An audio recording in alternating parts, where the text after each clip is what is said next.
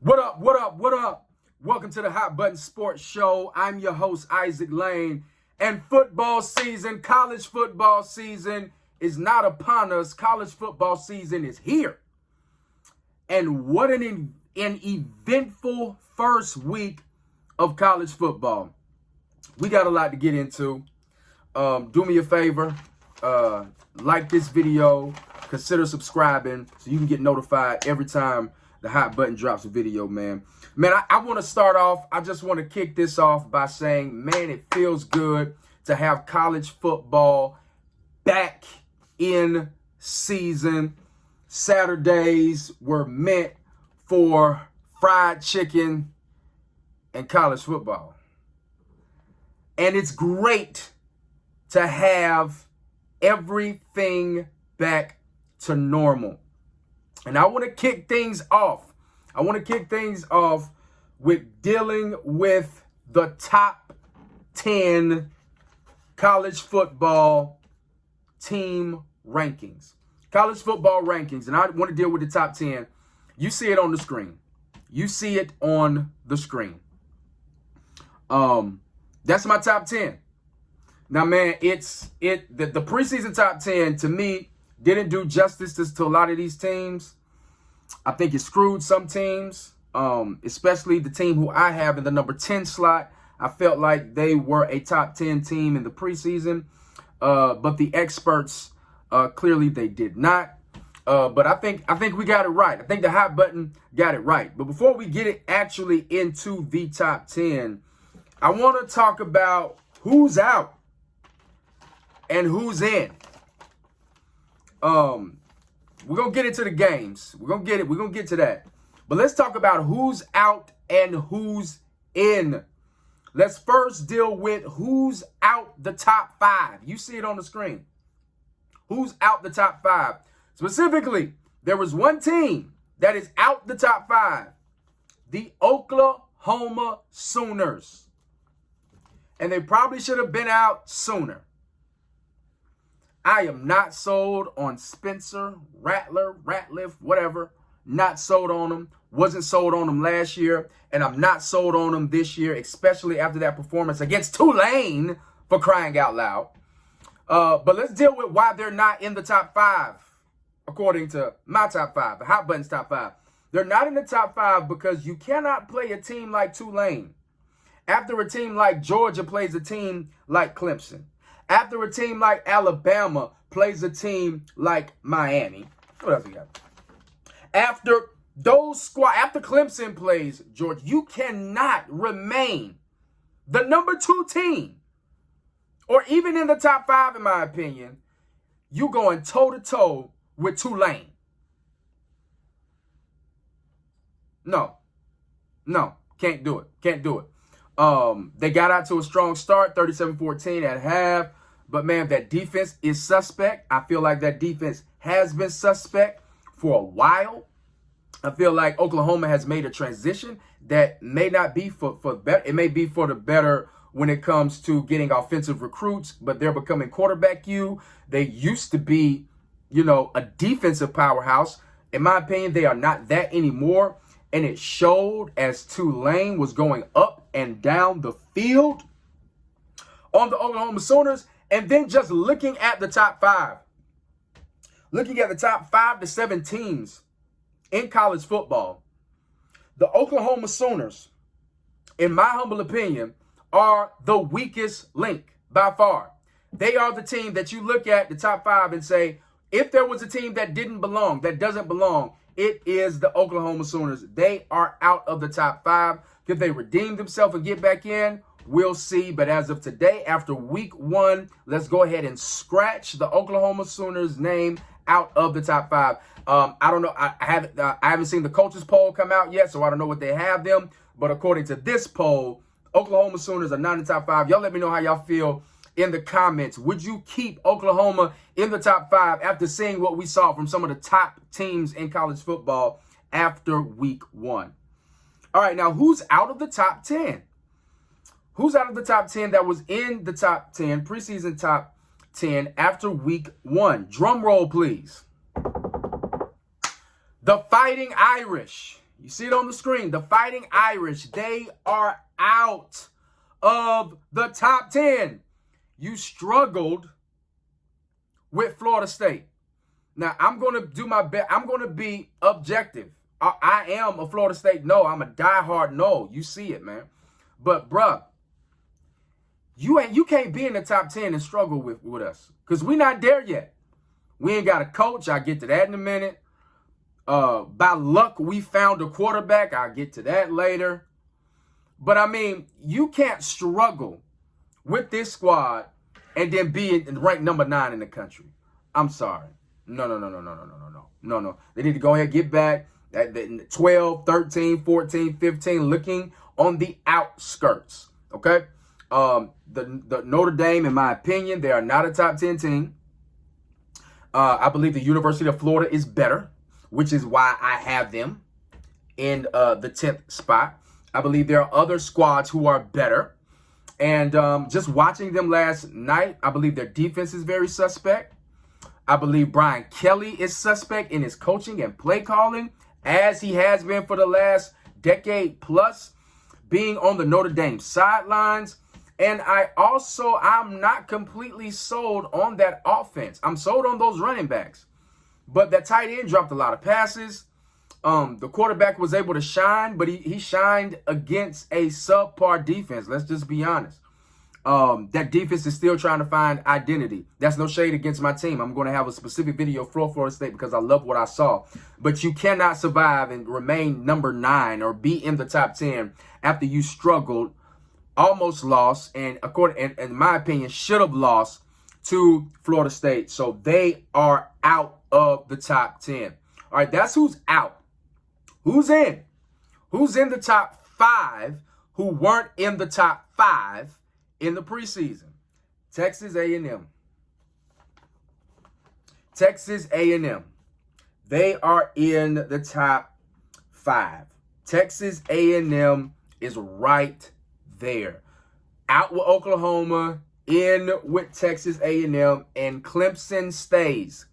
Clemson stays, and I'm going to get into that in just a second, but Clemson stays in that top 5, and I'll tell you why. But Texas A&M is a better squad than Oklahoma, period. They did what they were supposed to do against Kent State. They put up 40 plus. That's what you're supposed to do. Put up 40 plus, and because you're going to say, oh, well, Oklahoma put up 40. Put up 40 plus and run away with it and let it be a blowout. That's what Jimbo and them did, okay? But old Lincoln, he wasn't able to do that. He wasn't able to do that against Tulane. And so that's why Texas A&M is there. And I like Texas A&M. I think Texas A&M is going to have a good squad. I like their defense. I like their offense. I'm still coming around to that quarterback. He's going to have some big shoes to fill for that specific program, replacing Kellen Mond. But I like Texas A&M in that top 5 spot. All right, who's in the top 10 that wasn't in the top 10 in the preseason? The Florida Gators. You see it on the screen, man. The Florida Gators. The Florida Gators. The Florida Gators are definitely in the top 10. They are definitely, in my opinion, a top 10 team, a top 10 squad. They did play a cupcake. They play FAU, but they showed the nation what you're supposed to do to week 1 cupcakes. And let's talk about week 1 cupcakes, because it seems as if we're getting away and we're doing away with week 1 cupcakes, which I necessarily don't like, because even college football players need a preseason, for crying out loud, right? But they showed us what you're supposed to do to cupcakes. Oklahoma is getting penalized because they played a cupcake and they barely escaped. They barely escaped. And if we're just going to be honest, Notre Dame played a cupcake. They were played a cupcake. And they had to get exited. They exit left, please. Leave. Bye. Played a cupcake. You won, but you barely won. You're out of there. Florida showed you what you're supposed to do, and that defense is for real. That defense is for real. I'm not sold on their quarterback. We'll have to see. We'll see what the end's going to be. But they are definitely a top 10 team. Who's in? Top 10? Who wasn't in the top 10 in the preseason? How about the Nittany Lions? I got Penn State number 9. They're number 9 because they didn't play a cupcake. They played Wisconsin. I believe Wisconsin was ranked number 12. They played Wisconsin, and they came away with the W, and that defense was looking good, man. 3 interceptions, I believe. 3 interceptions and an interception in the clutch to close out and to seal the football game. All right? So that's who's in the top 5. That's who's in the top 10, who wasn't in the top 5 and who wasn't in the top 10, according to the preseason polls. Now, the one team that has improved, in my opinion, is the Florida State Seminoles. I believe the Florida State Noles have improved, no thanks to Coach Norvell. But I believe that they have improved specifically the effort and intensity. I absolutely loved the effort and intensity that we saw from the Florida State Seminoles. Are we back? No. We're not back until we're in position to hoist up another trophy. But I think that they improved on a national stage. We have been getting blown out when we're on national TV. We're on national stage. It could have went left. We should have won. But we stayed the course. We didn't give up. We kept on fighting. Hats off to the Florida State Noles. And we'll have a separate video dedicated for the Noles right here on this channel, uploading today. Now, let's get into the game of the week. And that game of the week was the University of Georgia versus Clemson. What a game. I'm going to share. I put a post right after the game, and I said, man, this is what it's supposed to look like when two top 5 teams are going at it, man. It's supposed to be hard. It's supposed to be nasty. It's supposed to be scrappy. Was I expecting 0 offensive touchdowns? No, I wasn't. I was actually semi-expecting what might have been a shootout because I knew that both teams have the potential to have high-powered offenses. But, man, these teams showed up and put on a defensive clinic. There were no offensive touchdowns scored in this game. Only a field goal, and the only touchdown scored in the game was Georgia off of a pick 6 off of that quarterback. Off of DJ. We're going to call him DJ. I'm not going to pronounce his name. We're going to call him DJ, right?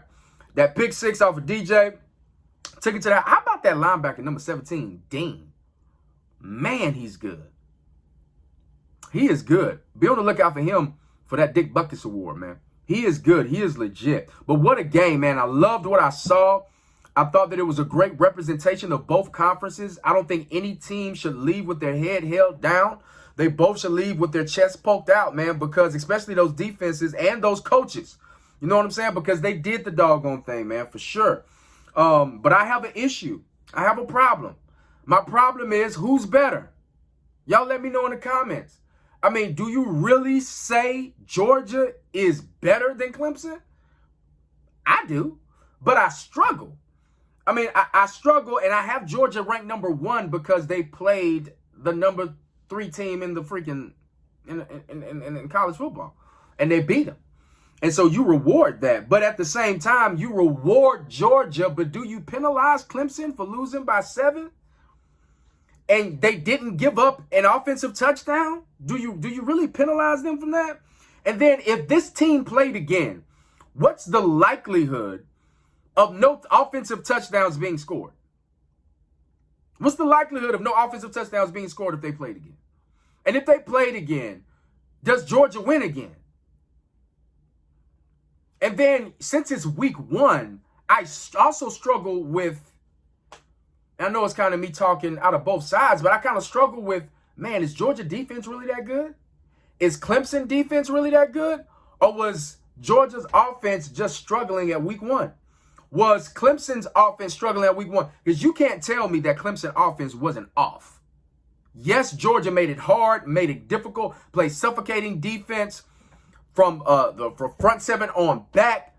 But, man, there were some serious chemistry issues, some miscommunication between the quarterback and wide receivers, specifically with Ross. I believe there were some legit issues, and it's week 1. And then another thing, Clemson is only going to get better. Georgia's only going to get better because Georgia is not going to play another defense like that ever until they get to the SEC championship. Clemson is never going to play another defense like that until they enter into the playoffs. And then even if they enter into the playoffs, depending on who they're playing, they still may not ever play a defense like that, right? So, I mean, as the weeks progress, we'll get a chance to answer the question of were the defenses that good or were the offensive struggling?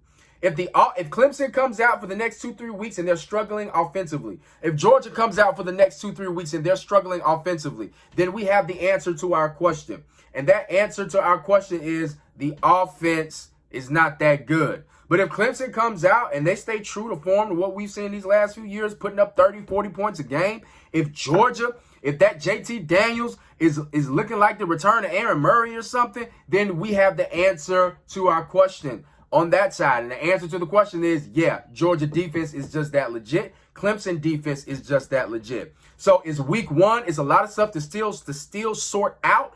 But as college football fans, you have to absolutely love what you saw, which led me to my exit of Oklahoma out of the top 5. Because can you justify penalizing Clemson and rewarding Oklahoma? Penalizing Clemson by giving them an exit, but rewarding Oklahoma by letting them stay because they played Tulane, a non-P5 school, and they barely beat them. Yet Clemson played the University of Georgia. The name and reputation speaks for itself. Held their own, lost via a defensive touchdown. But at the same token, they didn't even give up an offensive touchdown. So I keep Clemson in my top 5. I elevate Georgia to number 1. And I give Oklahoma the boot because they are technically, in my opinion, the weakest link. So as you see on the screen, if the college football playoffs were to start today, I think the hot button gets it right. Georgia plays Clemson, rematch. Alabama plays Ohio State, and that quarterback looks great. Plays Ohio State, and those right now, if it ended today, those are the top 4 teams in college football. But it was a great week 1. College football is here, and I can't wait for next week. I'll holla at you.